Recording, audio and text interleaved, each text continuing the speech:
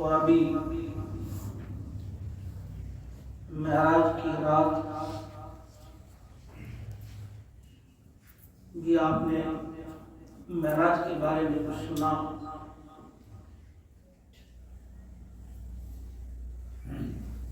بڑے ادب سے کہوں گا اور بڑی ہی محبت سے کہوں گا،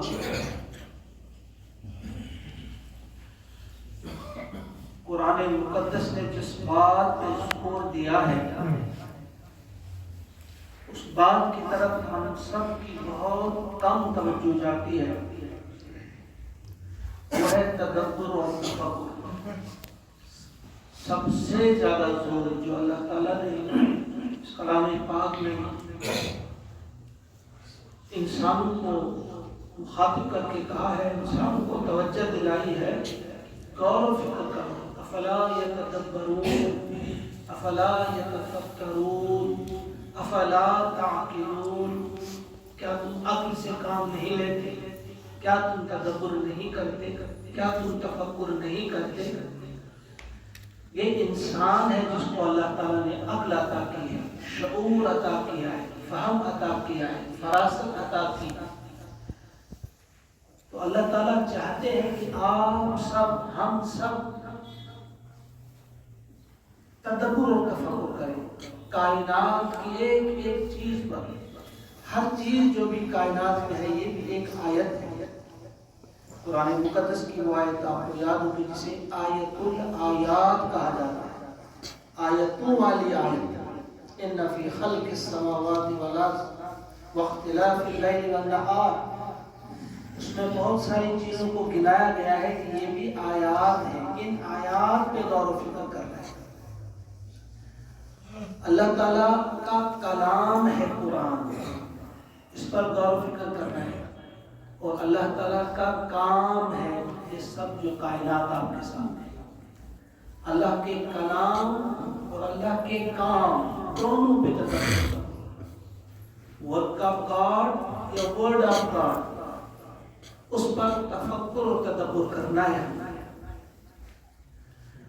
یہ جو معراج کے سلسلے میں آیت مبارکہ آئی ہے اس کو سمجھنے کی ہم تھوڑی کوشش کریں گے. اللہ کا جو ارشاد ہوتا ہے سورہ بنی اسرائیل کی پہلی آیت سے سورہ اسراء بھی کہا جاتا ہے، سبحان الذی اسریٰ بعبدہ لیلا من المسجد الحرام الی المسجد الاقصی. سبحان، پاک ہے وہ ذات، پاک ہے وہ جو لے گیا اپنے بندے کو. اسریٰ بعبدہ، اپنے بندے کو لے گیا. یہاں پہلے سبحان پر جب آپ غور کریں گے پاک ہے. گویا انسان جب اس بات کو سنیں گے کہ ایک بہت کم وقت میں اور کتنا طویل سفر طے کرنا انسان اسے ناممکن کرے گا، تو پہلے ہی اللہ تعالیٰ نے فرمایا کہ انسان نہیں کہتا میں گیا، بلکہ اللہ کہتا ہے جو سبحان ہے، یعنی پاک ہے ہر کمزوری سے، اس میں کوئی کمزوری نہیں. وہ سبحان اللہ، وہ سبحان خدا کہہ رہا ہے وہ اپنے بندے کو لے. وہ اس میں کوئی شک ہی نہیں رہتا. اسریٰ بعبدہ، رات کے وقت لے گیا. اس بات پہ جو غور کرے رات کے وقت ہی کیوں لے گیا اللہ تعالیٰ؟ کیا دن میں نہیں لے سکتے تھے؟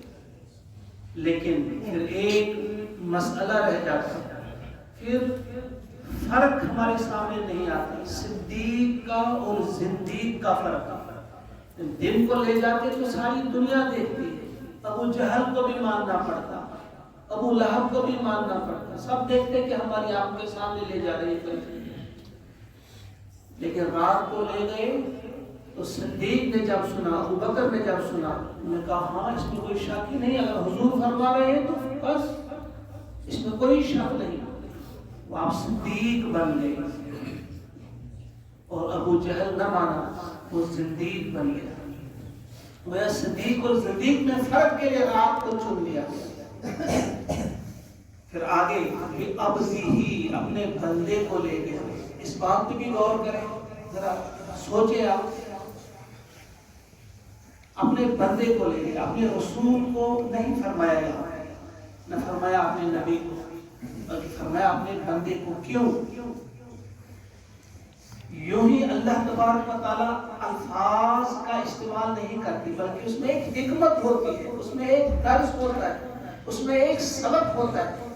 فرمایا اپنے بندے کو لے گیا۔ کیوں فرمایا بندے کو؟ تاکہ وہ لوگ جو عقیدے کے لحاظ سے بڑے کمزور ہوتے ہیں، وہ کبھی کبھی کم فہمی کی وجہ سے بندے کو خدا کے ساتھ ملا دیتا ہے۔ اس طرح کچھ لوگوں نے کہا عیسیٰ علیہ السلام کو کہ یہ ابن اللہ ہے، نعوذ باللہ من ذالک۔ کچھ لوگوں نے کہا عزیر کو کہ یہ ابن اللہ ہے، عزیر ہے اللہ کا بیٹا، نعوذ باللہ۔ وہ عقیدے کے کمزور لوگ ہوتے ہیں۔ تو یہاں فرمایا اپنے بندے کو، تاکہ سب کے ذہن میں رہے کہ رسول وہاں پہنچا اس بلند ترین مقام پر، لیکن وہاں پہنچ کر بھی وہ بندہ ہی ہے۔ خدا نے اسے اپنی الوہیت میں شریک نہیں کیا، اپنی اسے معبود نہیں بنایا، وہ پھر بھی عبد ہی رہے گا۔ العبد عبد ولو ترکا وَرَبُّ رَبٌّ وَلَوْ تَنَزَّلَ۔ رب رب ہی رہے گا اگر وہ نزول بھی فرمائے گا۔ آپ نے وہ حدیث سنی ہے کہ آخری حصے میں رات کے اللہ تعالیٰ آسمان دنیا پہ نزول فرماتے ہیں۔ گویا رب نزول فرمائے آسمان دنیا پہ، وہ آئے، وہ رب ہی رہے گا پھر بھی، اور عبد اگر عرش پر بھی جاتا ہے وہ عبد ہی رہے گا۔ تو فرمایا سبحان الذی اسری بعبدہ لیلا من المسجد الحرام الى المسجد الاقصى۔ مسجد حرام سے لے گیا اپنے بندے کو مسجد اقصی تک۔ اسے ہم اسراء کہتے ہیں۔ ایک ایک لفظ پہ آپ غور کریں گے، انتہائی قیمتی ہے یہ، موتی ہے یہ، ہیرے ہیں یہ، مگر ہمیں فرصت نہیں ان الفاظ پہ غور کرنے۔ ہم سے کہا گیا ہے کہ آپ قرآن پاک کی غور و فکر کریں۔ مثلا ایک آیت ہم پڑھتے ہیں سورہ واقعہ میں، لا یمسہ الا المطہرون، اسے کوئی چھو نہیں سکتا مگر وہی جو مطہر ہو، بہت پاک ہو۔ اگر ہم اس پر غور و فکر نہیں کریں گے تو اس کا جو ظاہری مفہوم ہے وہ ہماری سمجھ میں آ جائے گا، لیکن اس کے اندر اگر آپ اتریں گے، اس کی گہرائی میں، اس کی گہرائی میں، تو بہت سارے مفہوم آپ کی سمجھ میں آ جائیں گے۔ اس کا ایک مفہوم جو عام طور پہ لیا جاتا ہے، درست ہے کہ اسے کوئی چھو نہیں سکتا، قرآن پاک سے کوئی ٹچ نہیں کر سکتا سوائے وہ جو پاک، مگر اس کا مطلب صرف اتنا نہیں، اس کا مطلب ہے کہ اس کی گہرائی میں کوئی نہیں اتر سکتا۔ تو اٹس ڈیپر میننگ، اس کی ڈیپر میننگ ہے، گہرائی کے اندر جب جائیں گے اس کا کچھ اور مطلب ہے۔ کیا ہے مطلب؟ کہ وہی قرآن پاک کے مفہوم اور مطلوب کو سمجھ سکتے ہیں جو بہت پاک ہو۔ پاک سے مراد کیا ہے یہاں؟ یعنی جن کے دل صاف ہو۔ گویا قرآن پاک کے پاس جانے سے پہلے آپ نے اپنے دل کو صاف کرنا ہے۔ کس چیز سے صاف کرنا ہے؟ تمام خیالات سے، تمام نظریات سے، تمام افکار سے اپنے آپ کو خالی کرنا ہے۔ خالی ذہن ہو کر آپ نے قرآن کے پاس جانا ہے، پھر یہ آپ کا امام بنے گا۔ وَبِالْقُرْآنِ امامہ ہم کہتے ہیں، پھر یہ امام آپ کا بنے گا۔ اگر آپ پہلے سے کوئی خیال لے کر، پہلے سے کوئی اپنے ذہن میں کوئی نظریہ اور عقیدہ بٹھا کر قرآن کو پڑھیں گے، پھر آپ قرآن کو امام نہیں بنا رہے، قرآن کو پھر آپ مقتدی بنا رہے ہیں، پھر آپ آگے آگے جا رہے اور اپنی قرآن کی آیت لا یمسہ الا المطہرون کا جو معنی ہے اصل میں وہ یہ ہے کہ اپنے دل کو پہلے ہر نظریے سے، ہر فکر سے، ہر خیال سے پاک کریں، خالی ذہن ہو کر جائے قرآن کی بات۔ اب قرآن جو کہتا ہے اس کو سمجھیں، اس کو جانیں، اور اس کے بعد اس کے پیچھے پیچھے چلنے کی کوشش کریں۔ بہت ساری چیزیں ملی دی گئی نبی اکرم صلی اللہ علیہ وسلم معراج کی رات الذی بارکنا حولہ. یہاں جو فرمایا گیا کہ جب مسجد حرام سے مسجد اقصی تک لے گئے تو مسجد اقصی کے ماحول کے بارے میں اللہ تعالیٰ نے فرمایا کہ ہم نے اس میں برکت رکھی. الذی بارکنا حولہ، اس برکت کا تب سے مشاہدہ کیا جا رہا ہے، اور آج تو اور زیادہ آپ دیکھ ہی رہے ہیں کہ اس میں کس قسم کی کتنی برکت رکھی ہوئی. وہاں کے حالات آپ کے سامنے ہیں، وہاں کے وہ بلکتے ہوئے روتے ہوئے معصوم بچوں کو آپ دیکھ رہے ہیں، لیکن وہاں کے ان افراد کی ہمت بھی آپ سامنے دیکھ رہے ہیں، ان کے ایمان کو بھی آپ دیکھ رہے ہیں کہ ان کا ایمان کیا ہے. کوئی خوف نہیں ہے، کوئی غم نہیں ہے. کتنا نقصان ہو رہا ہے، اس سے زیادہ کیا اور نقصان ہو سکتا ہے جو ہو رہا ہے ان کے سامنے. الذی بارکنا حولہ لنریہ من آیاتنا، تاکہ ہم دکھائیں انہیں اپنی کچھ آیات. انہ هو السمیع البصیر، بے شک وہ سمیع اور بصیر، وہ سننے والا اور بصیر خدا ہے. وہ وہی خدا ہے، وہ وہی اللہ ہے جو چیونٹی کے چلنے کی آواز بھی سنتا ہے. وہاں کے بلکتے ہوئے بچوں اور معصوم بچوں کی آواز سن رہا ہے، اور ہمارا تعیش، ہماری لاپرواہی، ہمارے گناہوں میں مبتلا ہونا وہ ہم کو بھی دیکھ بھی رہا ہے، اور ہماری باتوں کو بھی سن رہا ہے. ہماری شادیوں میں جو اس طرف جو کچھ ہو رہا ہے ان کی طرف سے اس کا دھیان، وہ کیا کر رہے ہیں، کون کیا کر رہا ہے، کون دعا میں مصروف ہے، کون کیا کر رہا ہے، اللہ تعالیٰ اس سے باخبر ہے، وہ سمیع اور بصیر ہے. بہرحال یہ الگ سے موضوع ہے.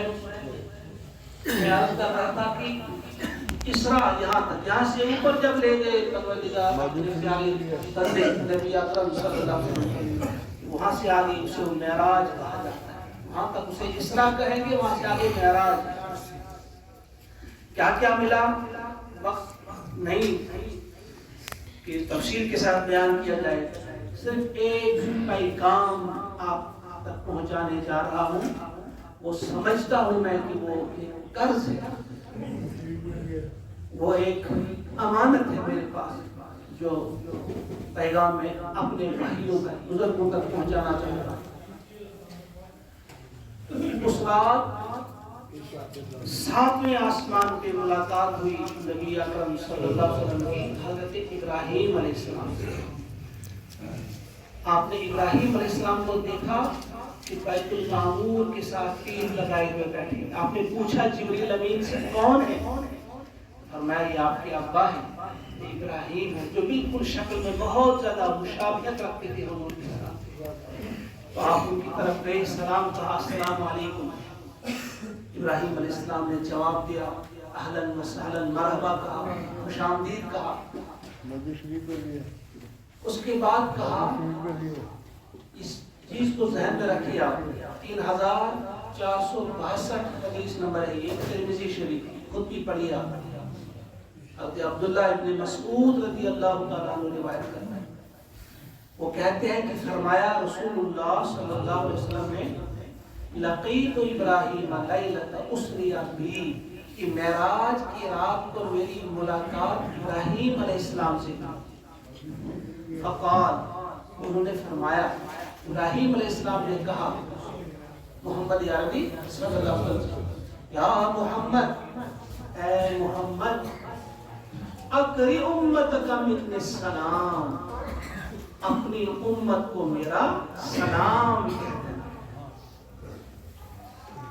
تو یہ امانت تھی میرے پاس، میں نے آپ تک پہنچائی. کیا آپ تک پہنچ گیا سلام ابراہیم علیہ السلام کا؟ اس کو دیکھیے، ہم قرآن کو زندہ کتاب کی حیثیت سے نہیں لیتے، ہم احادیث پاک کو زندہ حیثیت سے نہیں لیتے. یہ اس لیے ہے کہ کوئی حرکت ہم میں آ جائے، کوئی کام ہم سے لیا جا رہا ہے، کوئی آرڈر ہم کو دیا جا رہا ہے. جب ہم نماز میں کھڑے ہوتے ہیں، ہم کوئی بھی سورت پڑھے مانتے ہیں، یہ کیا ہوتا ہے؟ آپ ایسے سمجھیے اگر آپ اسکول میں پڑھتے ہیں، آپ کا ٹیچر آپ کو کھڑا کرتا ہے اگر آپ نے کام نہیں کیا ہوگا، آپ کہتے ہیں میں نے کیا کہا تھا، آپ کہتے ہیں سر آپ نے کہا تھا یہ لکھنا ہے، یہ وہ کرنا ہے، وہ کرنا ہے، پھر کیوں نہیں کیا؟ جب ہم نماز میں کھڑے ہوتے ہیں جو چیز بھی ہم پڑھتے ہیں ہم اللہ سے کہتے ہیں کہ اللہ آپ نے یہ فرمایا تھا نماز قائم کرو، اقیموا الصلاۃ وآتوا الزکاۃ، زکات ادا کرو، والدین کے ساتھ اچھا سلوک کرو۔ وہ آپ اللہ تعالیٰ کے احکامات کو پڑھتے ہیں کہ آپ نے ہم سے کہا تھا، پھر ہم نے کیا یا نہیں کیا؟ اللہ تعالیٰ ہم سے وہی پوچھتا ہے کیا کہ نہیں کیا، ہمیں بار بار یاد دلایا جاتا ہے۔ جب ہم اس کتاب کو ایک زندہ کتاب کی حیثیت سے پڑھیں گے ہماری زندگی میں کچھ تبدیلی آئے گی۔ اسی طرح سے پیارے رسول صلی اللہ علیہ وسلم کی فرمودات کو جب زندہ حیثیت سے ہم سمجھیں گے، زندہ پیغمبر اسی حال میں آپ ہیں، ہم تو لڑتے ہیں کسی اور زندگی پر، زندہ اس حساب سے ہمارے رسول ہیں کہ وہ آپ سے کچھ کہہ رہے ہیں، اس وقت بھی کہہ رہے ہیں۔ تو پیارے نبی صلی اللہ علیہ وسلم نے کام جو آپ تک دیا، آپ تک پہنچایا سلام، مجھ تک یہ بات پہنچی، میں نے آپ تک پہنچائی، اب یہ آپ کا کام ہے کہ آپ آگے پہنچائیں۔ ابراہیم علیہ السلام نے آپ کو سلام بھیجا، اقری امت کا من السلام، اپنی امت کو میرا سلام کہتا ہے، صرف سلام نہیں آپ کچھ پیغام بھی ہے۔ دیکھیے انہیں خیال ہے آپ کہاں رہتے ہیں، کس ملک میں بستے ہیں، کہاں رہتے ہیں آپ، کسی پہاڑ پہ بسنے والے ہوں، میدان میں بسنے والے ہوں، امیر ہوں، غریب، سب کے لیے پیغام ہے۔ وہ اخبر ہو، اور انہیں خبر دینا ان الجنت، کہ بے شک جنت جو ہے طیبۃ التربہ، وہاں کی مٹی خوشبودار ہے، عذبۃ الماء، وہاں کا پانی شیرین ہے، میٹھا ہے وہاں کا پانی، وَأَنَّهَا قِيعَانٌ، مگر یاد رکھو کہ وہ چٹیل میدان ہے، وہ صاف میدان ہے، وہاں کوئی درخت نہیں، کوئی پھول نہیں، کوئی میوہ نہیں، کچھ بھی نہیں ہے وہاں پہ۔ وَأَنَّ قِرَاسَهَا، وہاں کے پودے، وہاں کی باغبانی کیا ہے، وہ وہاں جا کر آپ نے نہیں کرنی، وہ یہیں پہ کرنی ہے۔ کیسے آپ پیڑ لگائیں گے وہاں پہ، کیسے وہاں کے پھلوں کے وہ پیڑ پودے، پھولوں کی کیاریاں کیسے بنے گی وہاں پہ؟ فرمایا وَأَنَّ قِرَاسَهَا سبحان اللہ والحمد للہ ولا الہ الا اللہ واللہ اکبر۔ یہ چار چیزیں کہ اگر آپ چاہتے ہیں کہ آپ کو جنت ملے اور جنت میں پودے ہوں، میوے ہوں، تو کیا کرنا ہوگا؟ سبحان اللہ پہلی چیز، اللہ کی تسبیح بیان کرنی ہوگی۔ لیکن اللہ کی تسبیح بیان کرنے سے یہ مراد نہیں کہ ہم زبان سے ادا کریں، وہ الفاظ تو بس تسبیح بیان ہو گئی، اس کے بعد تحمید، اللہ کی حمد، الحمدللہ، تو وہ صرف زبان سے نہیں ہے، اللہ کی تسبیح ہو، تحمید ہو، اس کے بعد تحلیل لا الہ الا اللہ، اس کے بعد تکبیر اللہ اکبر۔ چار چیزیں، تسبیح، تحمید، تحلیل اور تکبیر، یہ چار چیزوں کا کام آپ نے، یہ چار کام آپ نے کرنے، صرف زبان سے نہیں کرنے بلکہ آپ کا اٹھنا، آپ کا بیٹھنا، آپ کی بول چال، آپ کا سننا، آپ کا دیکھنا، یہ ساری چیزیں گواہی دیں اس بات کی کہ آپ تسبیح کرنے والے ہیں، تحمید کرنے والے ہیں۔ ہر چیز میں وہی عرض کر رہا تھا کہ ہر عبادت ہم نے بس اسے جامد سمجھا ہے، زندہ نماز بھی ہم نہیں پڑھی، باقی عبادات کو چھوڑ دیجیے آپ، بنیادی جو عبادت ہے نماز، ہم اسے بھی ایک زندہ نماز کی طرح ادا نہیں کرتے۔ وہ حدیث جبرائیل آپ سب نے سنی ہے، کئی بار سنی ہے، اس میں جبریل امین کچھ سوالات کرتے ہیں نبی اکرم صلی اللہ علیہ وسلم سے، اور آپ جواب دیتے ہیں، اسلام کیا ہے، فلاں کیا ہے، فلاں کیا ہے، تو آپ نے اس میں فرمایا ہے کہ پہلی چیز شہادت، یعنی کلمہ جو ہم پڑھتے ہیں، دوسری چیز نماز، پھر زکات، پھر روزہ، اور پھر حج، پانچ چیزیں جو آپ نے بتائی۔ شہادت، کلمہ ہم پڑھتے ہیں، پھر نماز، اور نماز کے بعد پھر زکوٰۃ ہے. عام طور ہم پہلے روزہ کہتے ہیں، لیکن پہلے اس حدیث کی روشنی میں پہلے زکوٰۃ ہے، پھر روزہ ہے، پھر حج. یہ کیا ہے؟ کبھی آپ نے غور کیا؟ ایک سیڑھی ہے. اس کو میں ایک مثال کے ذریعے سمجھاؤں گا. ایک ایسی مثال ہے جو بیان کرنا انسان نہیں چاہتا لیکن سمجھانے کے لیے. ایک لڑکا ہے، اس کی ایک فرینڈ ہے، گرل فرینڈ، اس کو آپ بناتے ہیں آج لوگ، انتہائی بے حیا، انتہائی بے شرم، اور جن کی غیرت مر چکی ہوتی ہے وہ اسے کوئی گناہ نہیں سمجھتے. لیکن برعکس مثال کے لیے ایک وائف، ایک لڑکے نے گرل فرینڈ بنا لی، وہ پہلے اس کا تعارف ہو گیا. پھر جب ان کی محبت بڑھتی ہے، پھر وہ آپس میں بہت زیادہ باتیں کرنا چاہتے ہیں، ملنا چاہتے ہیں، تخلیے میں. پھر اس کے بعد جب محبت بڑھتی ہے، وہ اس پر پیسہ اپنا خرچ کرتا ہے، اور بڑھتی ہے تو کھانا پینا بھول جاتا ہے، اور بڑھتی ہے تو اپنا گھر چھوڑ دیتا ہے، اس کے گھر کے چکر کاٹتا ہے. یہ ایک ترتیب ہے. فطری طور پہ جب کسی سے محبت ہو جاتی ہے تو یہ سٹیجز آتی ہیں، یہ منزلیں آتی ہیں. اب چھوڑیے اس بات کو، اب حقیقت کی طرف آ جائیے. جب آپ کا تعارف ہو گیا اللہ کے ساتھ، آپ نے شہادت دی لا الہ الا اللہ محمد رسول اللہ، اب محبت آپ کی ہو گئی اللہ کے ساتھ. اب آپ بھی چاہتے ہیں تخلیے میں کلام کریں گے، گفتگو کریں گے، چیٹنگ کریں گے. وہ نماز، اب بہت نماز آپ پڑھتے ہیں، گفتگو کرتے ہیں اللہ تعالیٰ کے ساتھ، یہ محبت اور بڑھتی ہے. اس کے بعد آپ محبوب کے لیے اپنا پیسہ بھی خرچ کرتے ہیں. یہ زکوٰۃ کی صورت میں ہم دیکھتے ہیں، ہم زکوٰۃ بھی ادا کرتے ہیں، اور یہ محبت بڑھ جاتی ہے. ہم کھانا پینا بھی چھوڑ دیتے ہیں اللہ کے لیے. روزے آنے والے، اللہ کی محبت میں اضافہ ہو رہا ہے، کھانا پینا بھی چھوڑ دیتے ہیں. اور پھر اور یہ محبت بڑھ جاتی ہے، عشق اور آگے چلا جاتا ہے. پھر ہم گھر چھوڑ دیتے ہیں، بیوی بچوں کو چھوڑ کر، اپنا کاروبار چھوڑ کر، اپنی ملازمت چھوڑ کر چلے جاتے ہیں، اور اپنا جو اللہ ہے، اپنا جو محبوب ہے، اپنا جو خالق ہے، مالک ہے، ودود رب جو ہے، اس کے گھر کا چکر ہم کرتے ہیں، طواف کرتے ہیں. وہ محبت میں اضافہ ہوتا رہتا ہے. اب ہم اپنے مال کو اللہ کا مال، اپنی جان کو اللہ کی جان، اپنے وقت کو اللہ کا وقت، اپنے سب چیزوں کو اللہ کا سمجھتے ہیں. یہی ہم بڑی عید کے موقع پہ بھی جب قربانی پیش کرتے ہیں، ہم کہتے ہیں ان صلاتی و نسکی و محیای و مماتی للہ رب العالمین. بے شک میری نماز، میری قربانی، میرا جینا، میرا مرنا سب اللہ کے لیے، لا شریک اللہ، اس کا کوئی شریک نہیں. وَبِذَلِكَ أُمِرْتُ، اور اسی بات کا مجھے حکم دیا گیا ہے. وَأَنَا أَوَّلُ الْمُسْلِمِينَ، کسی نے کہا، ہم کہتے ہیں وَأَنَا مِنَ الْمُسْلِمِينَ، جب ہم کہتے ہیں کہ میں مسلمانوں میں سے، یعنی میں نے سر تسلیم کھم کر دیا اللہ کے آگے.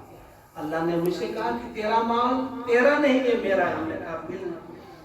اللہ نے کہا تیری جان تیری نہیں ہے، میری ہے، میری دی ہوئی ہے. ہم سر تسلیم کھم کرتے ہیں. لیکن اس کے بعد ہم ذرا دیکھیں کہ ہماری زندگیوں میں کتنی تبدیلی آتی ہے نماز ادا کرنے. کیا نمازوں کے بعد ہم سچ میں حقیقی معنوں میں اللہ کے قریب جاتے ہیں؟ پھر بھی خدا کو ہم دور ہی سمجھتے ہیں. ان باتوں کی طرف ہم دھیان نہیں دیتے. اس میں ہمارا قصور زیادہ ہے. ہم جو آپ کے سامنے آتے ہیں، آپ کے ممبر پہ چڑھ کر جو ہم تقریریں کرتے ہیں، واعظ کرتے ہیں، ہم واعظین جو ہے ہم ہی زیادہ قصوروار ہیں. ہماری یہ ڈیوٹی تھی کہ ہم بندوں کو اللہ کے ساتھ ملا دیں، لیکن ہم اللہ کے بندوں کو اللہ کے ساتھ نہیں، اپنے ساتھ ملا دیں. ہم چاہتے ہیں کہ ہمارا عقیدہ ان میں پیدا ہو جائے، ہمارے لیے محبت پیدا ہو جائے، ہمارے لیے زندہ باد مردہ باد کریں. بس ملانا تھا بندوں کو اللہ کے ساتھ، وہ کام ہم نہیں کریں. الا ماشاء اللہ، الا ماشاء اللہ. کچھ لوگ تو ہیں جو ایسا کام کرتے ہیں. جیسا پہلی چیز جو میں نے آپ کے سامنے یہاں پہ عرض کی، جب آپ نے قرآن کے پاس جانا ہے، سب سے پہلے کیا کام کرنا ہے؟ لا یمسہ الا المطہرون. اپنے دل کو تمام نظریات سے، تمام مسالک کو سائڈ میں رکھ کر، تمام خیالات کو، افکار کو سائڈ میں رکھ کر قرآن سے پوچھتے ہیں کہ مجھے کیا کرنا ہے. قرآن کو حقیقی معنوں میں امام بنا. اب جو قرآن کہے گا وہ کہیں گے، کوئی اور کیا کہتا ہے کیا نہیں. اس بات کی طرف میں آپ کی توجہ مبذول کرنا چاہتا ہوں. قرآن پاک اسی مہینے میں ہم کو ملا ہے اور ہم استقبال کرتے ہیں اور اس میں قدم رکھنے والے ہیں. چند ہی دنوں بعد ہم قدم رکھیں گے ماہ مبارک میں، اور ماہ مبارک میں ہم زیادہ سے زیادہ قرآن پاک کو پڑھنے کی کوشش کریں گے، قرآن پاک کو سمجھنے کی کوشش کریں گے. یہ بھی بہت بڑا ظلم ہے جو اس کتاب پہ ہو رہا ہے. فی الحال تو کوئی پڑھتا نہیں قرآن پاک. اب جو لوگ، کچھ لوگ پڑھتے بھی ہیں لیکن اسے سمجھنے کی ضرورت نہیں سمجھتے. یہ بہت بڑا ظلم ہے. دنیا کی کوئی بھی کتاب کسی نے لکھی ہو، کسی بھی کتاب کو بغیر سوچے بغیر سمجھے نہیں پڑھا جاتا.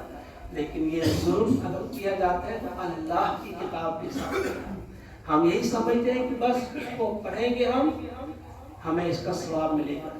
کسی ایک جگہ بھی آپ نہیں دیکھیں گے قرآن پاک میں یہ لکھا ہوا کہ یہ ثواب کی کتاب ہے. کہیں نہیں لکھا، ایک جگہ بھی مجھے کوئی دکھا نہیں. یہ کتاب جو ہے یہ کتاب ہدایت ہے. یہ آپ کو قدم قدم پہ آپ کی رہنمائی کرتی ہے. آپ کمائیں تو کیسے کمائیں، کھائیں تو کیسے کھائیں، کیا کھائیں. بچوں کی تربیت کرنی ہے تو کیسے کرنی ہے. عبادات، معاملات، ساری چیزوں کی ہدایت اس میں موجود ہے. ثواب کے لیے بہت سارے آپ کام کر سکتے ہیں. میں ایسا نہیں کہتا کہ قرآن پاک پڑھ کر آپ کو ثواب نہیں ملے گا. یقیناً ثواب کہاں جائے گا، ثواب تو ملے گا، لیکن یہ ثواب کی کتاب نہیں ہے بلکہ یہ کتاب ہدایت ہے. یہ آپ کی رہنمائی کرتی ہے، آپ کا ہاتھ پکڑ کر آپ کو چلاتی ہے. اللہ کی جو مرضی والا راستہ ہے، اللہ کے نبی علیہ السلام کا دکھایا ہوا جو راستہ ہے. اللہ تعالیٰ سے دعا ہے کہ وہ مجھے بھی، آپ کو بھی، ہم سب کو توفیق عطا فرمائے. یہ ماہ مبارک آنے والا ہے. اس ماہ مبارک میں ہم قرآن مقدس کو اس بالکل اپنے دلوں کو بالکل خالص کر کے، صاف کر کے اس قرآن پاک کو پڑھیں اور اس کے پیچھے پیچھے چلنے کی کوشش کریں. اللہ تعالیٰ مجھے بھی اور آپ کو بھی، ہم سب کو توفیق عطا فرمائے. ربنا تقبل منا انک انت السمیع العلیم. السلام علیکم ورحمۃ اللہ وبرکاتہ.